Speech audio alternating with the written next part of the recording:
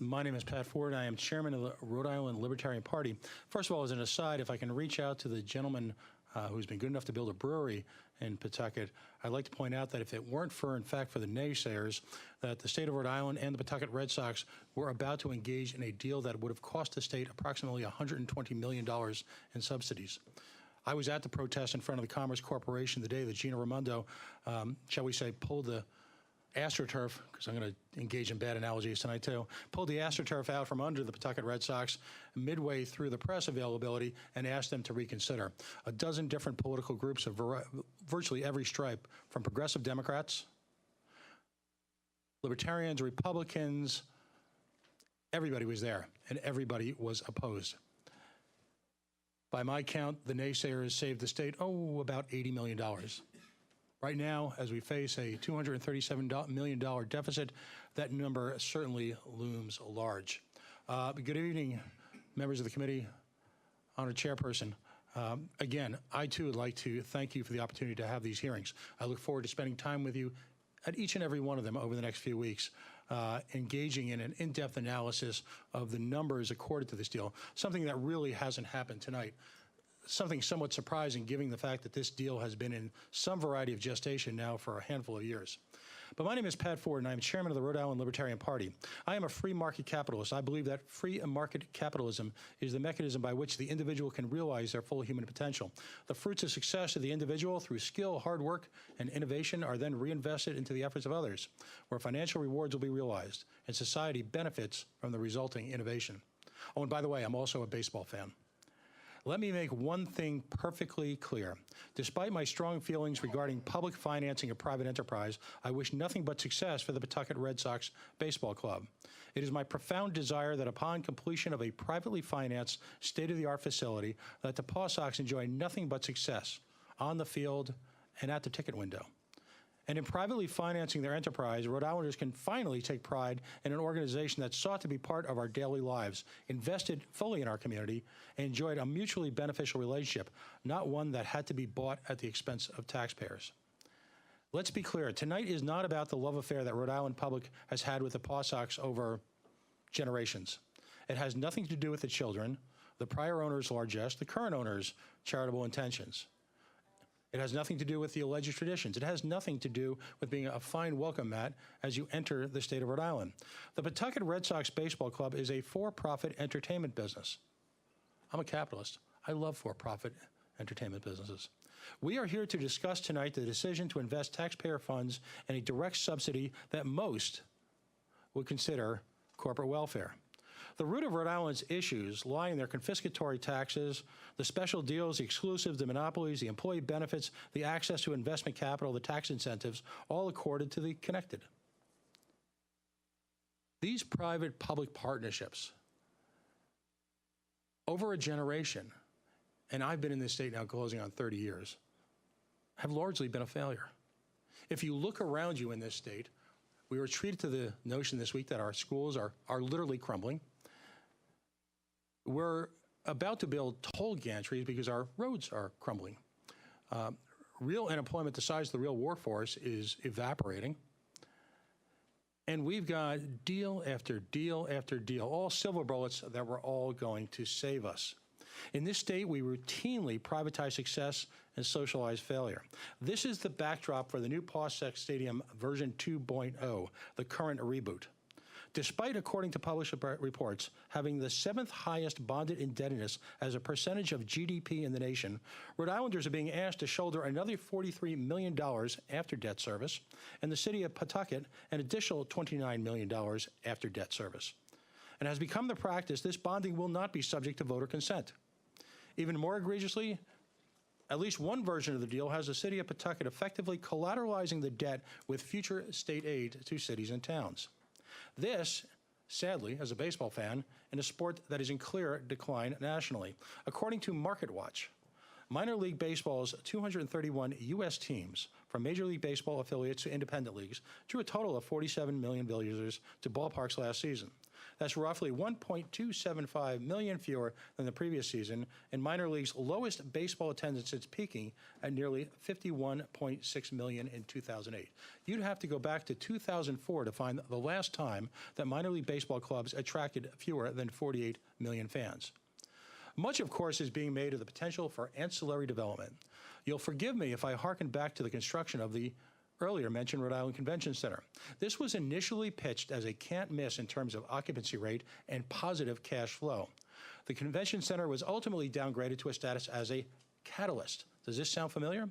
That same center continues to hemorrhage cash in the millions years later. Money that could either be A, returned to the taxpayer, God forbid, or invested in any of the variety of needs that I mentioned earlier. Simply put, baseball stadiums have demonstrated no track record for spontaneously creating ancillary development. To do so would deny their intended purpose. The PawSox seek to build a new stadium to further monetize existing stadium traffic. Stadiums, like malls and casinos, are insular, self-contained environments. They are literally designed to discourage traffic from leaving the facility through design and through a wealth of features, to spend money elsewhere. And while this is certainly a desirable goal for the owners, the public nature of this subsidy renders it inappropriate for the profit of a private business at the expense of both taxpayers and local competing businesses. Understand that you will have, with the creation of the Pawtucket Red Sox Stadium, two taxpayer-subsidized facilities taking the tune of tens or hundreds of millions of dollars. Both the casino and McCoy Stadium, or whatever its new name will be, will act as a catalyst for themselves. That's how they're built. If I may quote a publication of the Gary, Indiana, in a piece entitled, "After a Decade, Gary, Indiana Stadium Shine Fails to Light Up a Neighborhood." Walking down Fifth Avenue, where the U.S. Steel Yard is located, it's not hard to see how much remains to be done. The Steel City Buffet, owned by the Gary Empowerment Zone, across from the stadium, is again in search of an operator. The barbecue joint in the same building is empty. A Bennigan's restaurant was kicked out of the Steel Yard, that's the baseball facility, after shootings outside, rowdy nights inside, and failure to pay rent. Demolition of downtown's most prominent eyesore has been almost 30 years, has been delayed. The media is rife with these stories. Somehow, someone asked me earlier today, as I mentioned the other night in Cumberland, how I prepared for tonight. I'll say it again. I simply Googled failed minor league baseball stadiums. Richmond, yes, Richmond. Dothan, Atlantic City, Gwinnett, Gary, State Island, Newark, New Jersey. The list is endless. In a story from Bloomberg, a University of San Francisco professor of sports management with a focus on minor league financing pointed out that any economic benefit a city sees in shelling out for a minor league stadium is largely imagined. Examining 283 minor league cities from 1985 to 2006, she noted that even AAA towns that saw modest increases in per capita income didn't see enough of a bump to cover stadium expenses. Also, while those towns sometimes see small increases in rent as a result, the combination of all the added residual income still isn't enough to warrant the public outlay. But frankly, the answer lies right in front of us. In the decade of McCoy's existence, where is the development? Can anyone claim that the presence of PawSox has engendered any real, as we say, ancillary economic growth? In fact, some economists actually claim that an entertainment business like baseball might actually be a net negative for a local economy. At the AAA level, most players are not local to the economy. Thus, the largest expense at the team level, salaries, actually represents capital flight away from Rhode Island, with little or no time to experience what economists refer to as the multiplier effect, where local expenditures resonate repeatedly throughout a local economy. And there are a host of other problems. The Pawtucket Red Sox attendance is in free fall. Anecdotes abound of stacks of free tickets at local media outlets, flex tickets being handed out at the gate on the way out, promotions like Green Day, where you wear green and get in for free. The concept is very troubled. Do we understand the customer base of the Pawtucket Red Sox? How many are diehard Sox fans hanging on every call-up every game? How many simply enjoy an evening out in the fresh air and would attend any baseball played at McCoy? How many share a well-documented love affair with McCoy and would simply not go to another facility? The availability of the land is in question. Are we really about to pervert eminent domain laws in Rhode Island, as reported in the Associated Press today, simply to facilitate a baseball stadium? The firm responsibility for the feasibility study by media accounts overestimated Ryan Center attendance, according to Go Local Prov, by almost 1 million guests. The myth exists that if baseball in Rhode Island ceases to exist, there will be a realized cost to the economy. This is simply nonsense. Other baseball leagues have expressed a willingness to occupy McCoy Stadium. The substitution effect, where money spent in an economy will simply be redirected to other entertainment venues, is supported by economists universally. The notion that sales taxes generated by the PawSox will evaporate, again, they will be generated by other activities and actually end up perhaps in the hands of the state with no cost to reimburse. Normally, these questions are the purview of the business owner, but as the state found out in the aftermath of 38 studios, yep, I finally said it, we clearly need to understand the business. And like 38 studios, there is no personal guarantee from the ownership group. There is no equity in the team for stay or city of Pawtucket, however inappropriate that might actually be. And there are certainly no board seats that I'm aware of yet on the ownership level. Because if it fails, we are on the hook. Much is made of the other players' potential liability in the event of a failure. But remember, rather than take advantage of the bond insurance available from 38 studios, taxpayers were forced to pony up. Small business represents the future of Rhode Island economy.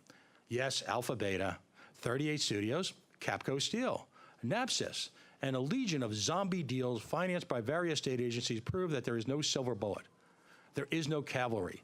Economic growth can only occur by the studied application of free market principles. The miasma we currently inhabit, despite mortgaging our children's future, is testimony to that. Rhode Island government has exhibited again and again that it simply lacks the core competencies to act as an investment bank.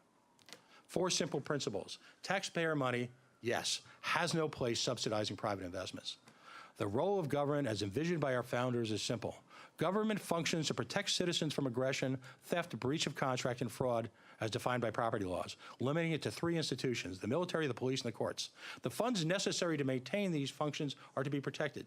Government does not own these funds, they are stewards. Number 2, voter consent must be obtained before agreeing to any relationship with the Pawtucket Red Sox. Rhode Island's first moral obligation bond to promote economic development was issued in 1974 for Fairmount Foundry, which sought to buy the ITT Grinnell factory in Cranston. One of the two owners of the Fairmount Foundry is a friend of Governor Noel. In 1978, shockingly, the foundry floundered and closed. Rhode Island taxpayers paid over $4 million for the cost of a moral obligation bond they had never approved. 20 years later, in 1993, under Governor Bruce Sunland, a moral obligation bond was issued for a biotechnology called Alpha Beta. Yep, I guess that makes me a naysayer. In 1999, Alpha Beta technology closed, and Rhode Island taxpayers paid nearly $30 million for the cost of a moral obligation bond they had never approved. Moral obligation and revenue bonds are simply a workaround engineered to bypass the Rhode Island state constitution that you are sworn to uphold. Private investments must find support in private capital markets. Number 3, where arm's length industry expertise will analyze the potential. The owners of the Pawtucket Red Sox franchise are successful, wealthy entrepreneurs and investors, which I applaud. They have access to sophisticated capital markets with the expertise to structure this investment in the dreaded private sector. The absence of interest from the banking community is telling. By the way, I'd like to take this moment to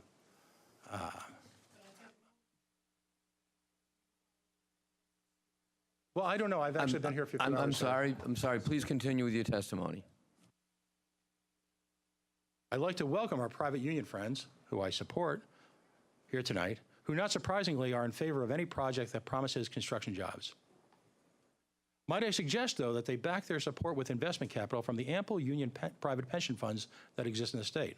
Of course, if this investment fails what's known as the prudent man test, why would it be appropriate for taxpayer funds? Number 4, the presence of a taxpayer-subsidized entertainment facility represents a direct economic threat to privately financed enterprises. Simply put, in any local economy, a finite amount of disposable income exists for entertainment.